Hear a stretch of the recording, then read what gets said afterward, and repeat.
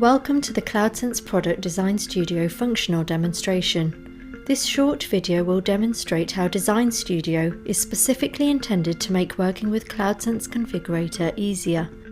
Using this key administration capability, CloudSense provides a simple yet effective user interface for catalog administrators to build product models in CloudSense, benefiting from reduced time to market as well as significant time and cost savings.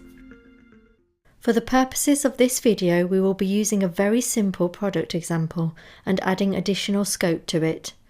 This digital subscription product currently only accepts two inputs, the type and number of licenses. Currently, when a salesperson configures a new order, they simply select the license type and quantity.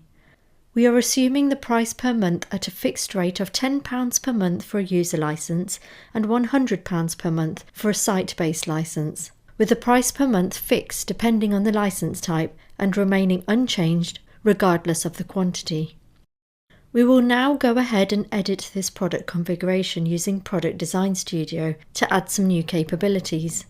Firstly, we will add a new attribute to capture the site IP address and some logic to disable or enable the license quantity and IP address range fields based on the selected license type.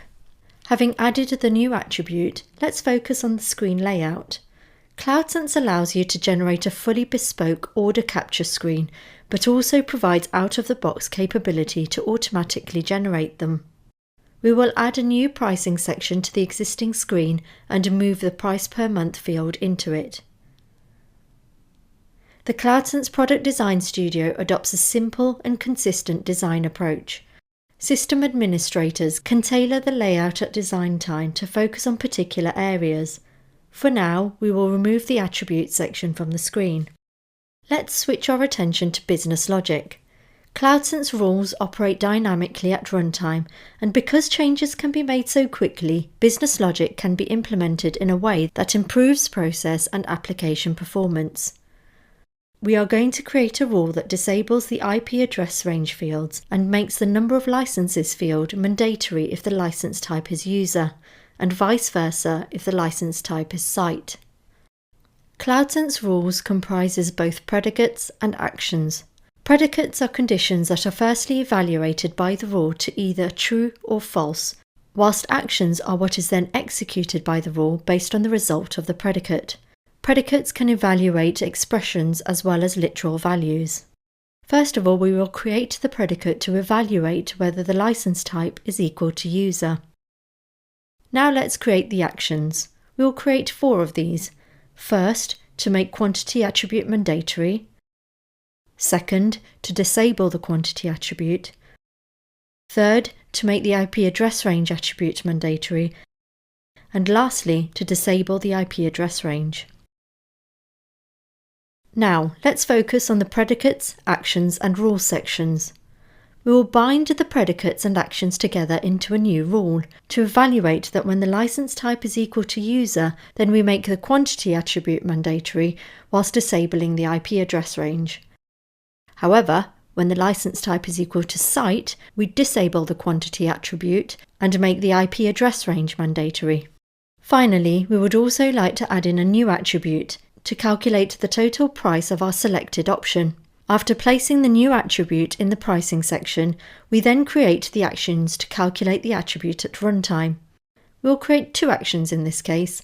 Firstly, where the display value is calculated as number of licenses multiplied by the cost per month, and secondly, to set the value of total price to price per month. Notice that when defining actions, we are able to reference other attributes within the product definition. We can now add the total price actions to the new rule we created earlier. The total price should only be displayed when the license type is user. Where the license type equals to site, we will set the value to price per month. The inspector allows us to identify all items related to an attribute, predicate, action and rule, and provides a great way to validate our work. When we inspect the quantity attribute, for example, it will highlight and filter all related items on screen related to that particular item. Before we finish, we would like to change the order in which the rules run. We can do this by dragging and dropping rules in the desired order. The final step is to save and compile the product definition. This commits and publishes our changes. We can see how these changes have filtered through to the configuration screen. With the license type of user, we are able to edit the number of licenses, while the IP address range has been disabled. We also have a pricing section which displays price per month and total price. We also see how changing the license type to site has the opposite effect and no longer calculates the total price, but sets the total price to price per month. This video has demonstrated the ease of use of CloudSense's Product Design Studio. Using this simple and consistent design approach, we are able to benefit from reduced time to market for new products and services.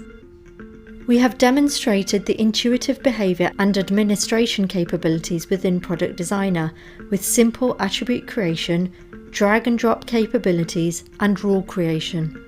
Through easy-to-use functionality, we are able to benefit from significant IT time and cost savings, as well as increased employee productivity.